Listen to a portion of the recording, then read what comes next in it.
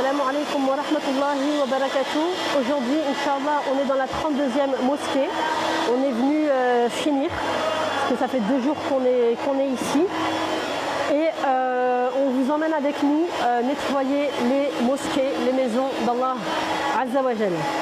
Et donc aujourd'hui, on est venu finir le côté femme. Et donc le côté femme, ça va nous mettre à peu près 3-4 heures à peu près. Et on a décidé de vlogger, de vous faire des vlogs longs pour changer un petit peu de TikTok, Instagram, etc. Parce qu'en fait, on veut vous montrer la réalité complète du nettoyage des mosquées, qu'est-ce que cela implique. Je ne veux plus vous montrer seulement le résultat. Je veux vous montrer le début, la poussière, la fatigue, l'eau sale, les tapis, les coins oubliés, les machines, les efforts et surtout pourquoi en fait on fait ça. Et là aujourd'hui, vous ne regardez pas seulement le nettoyage d'une mosquée ou un nettoyage quelconque, vous assistez à l'entretien d'une maison d'Allah Azza wa Jal. Et une maison d'Allah, ce n'est pas un endroit comme les autres. Allah dans le Coran, dans Surat An-Nur, le verset 36, il nous dit quoi? Il nous dit dans des maisons qu'Allah a permis que l'on élève et où son nom est invoqué. Ces endroits, ce sont des lieux où Allah Azza wa Jal il est adoré. Ce sont des endroits où on récite le Coran. Ce sont des lieux où des personnes viennent prier, des personnes viennent pleurer, des personnes viennent demander pardon, des personnes qui viennent demander la guérison, des personnes qui viennent demander la guidée. Et donc quand on nettoie nous une mosquée, on ne fait pas juste du ménage. On essaie d'honorer un lieu où Allah Azza wa Jal il est adoré. Et aujourd'hui, on finit par le côté femme. Pourquoi? Parce que le côté femme aussi, il mérite d'être propre. Il y a aussi des sœurs qui viennent prier.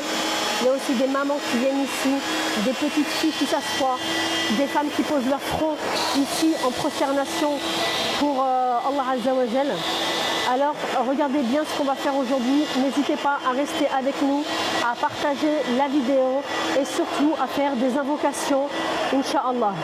Et si vous voulez participer à cette cause, le lien il est dans la bio. 1 euro nous permet de nettoyer 1 mètre carré de tapis de mosquée. Et pour tous ceux, Inch'Allah, qui viennent d'arriver, on est à la 34e mosquée, Inch'Allah.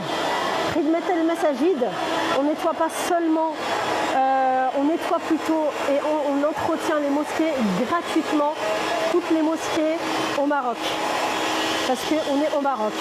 Notre objectif, il est d'atteindre les 100 mosquées d'ici la fin de l'été, Inch'Allah.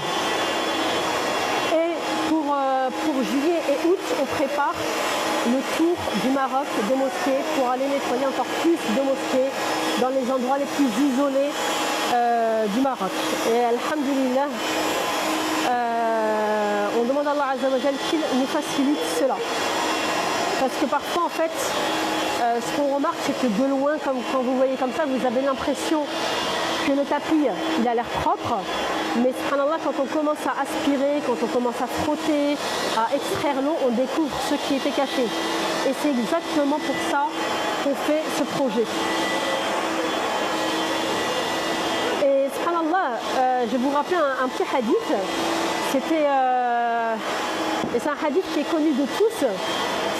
Il y avait une femme en fait qui nettoyait la mosquée du prophète sallallahu alayhi wa sallam à l'époque du prophète. Et quand elle est morte, les compagnons, ils l'ont enterrée. Et le prophète sallallahu alayhi wa sallam, il a dit quoi? Il a demandé en fait après elle, il a demandé où elle était. Et quand il a appris qu'elle était morte, il est allé jusqu'à sa tombe et il a prié sur elle. Et ce hadith, il est rapporté dans Al-Bukhari et Muslim. Et par ce hadith, en fait, on voit la valeur de cette femme. Elle n'était pas connue pour sa richesse. Elle n'était pas connue pour un grand statut qu'elle avait dans la société. Elle était connue parce qu'elle nettoyait la mosquée du prophète sallallahu alayhi wa sallam. Donc il ne faut jamais, ce qu'on apprend en fait de ce hadith, c'est qu'il ne faut jamais mépriser le nettoyage d'une mosquée. Ne méprisez jamais quelqu'un qui aspire, qui frotte, qui porte une machine, qui nettoie les tapis, qui enlève la poussière, qui nettoie les toilettes des mosquées. Et peut-être que personne, les gens le voient ou personne ne les voit, mais Allah Azza wa Jal, il voit tout. Et alhamdoulilah, on demande à Allah Azza wa Jal qu'il agrandisse notre balance et la balance de toutes celles qui nous soutient, Inch'Allah, dans ce projet. Et subhanallah, nous en fait, on ne nettoie pas en fait seulement des tapis, on ne nettoie pas seulement des mosquées. On honore un endroit où Allah est adoré.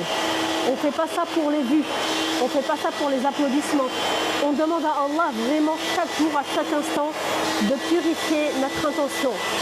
Mais nous, quand on filme pour sensibiliser.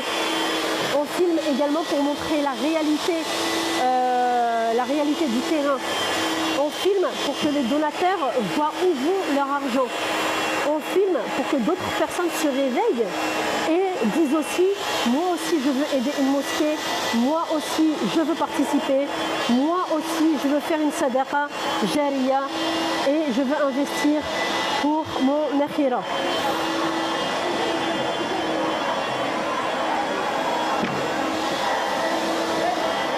N'hésitez pas, Inch'Allah, mes frères et mes sœurs, de partager ce live, de partager cette vidéo.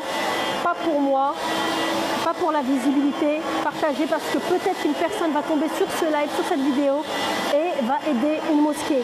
Peut-être qu'une personne va voir cette eau sale et va comprendre que les mosquées ont besoin d'entretien.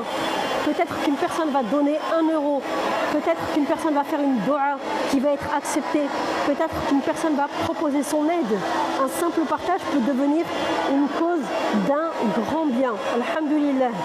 Et Allah Azza wa Jal, il nous dit quoi? Il nous dit quiconque fait un bien du poids d'un atome le verra. Et ça c'est dans Surat Al-Zalzala, le verset 7. Donc vraiment, il ne faut jamais sous-estimer. Il ne faut jamais sous-estimer en fait une petite action.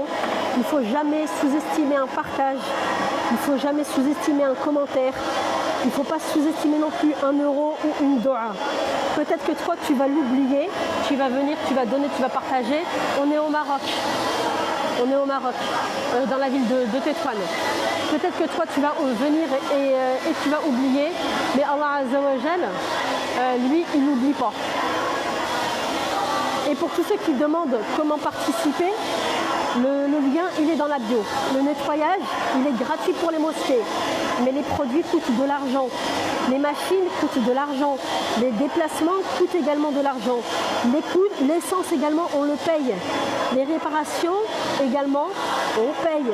Les tapis, les étagères, les murs, les salles d'ablution, tout ça demande des moyens financiers. Et même un petit don, une petite aide peut vraiment être un grand bienfait pour les maisons d'Allah Azza wa Jal. Et bien sûr, on ne force personne.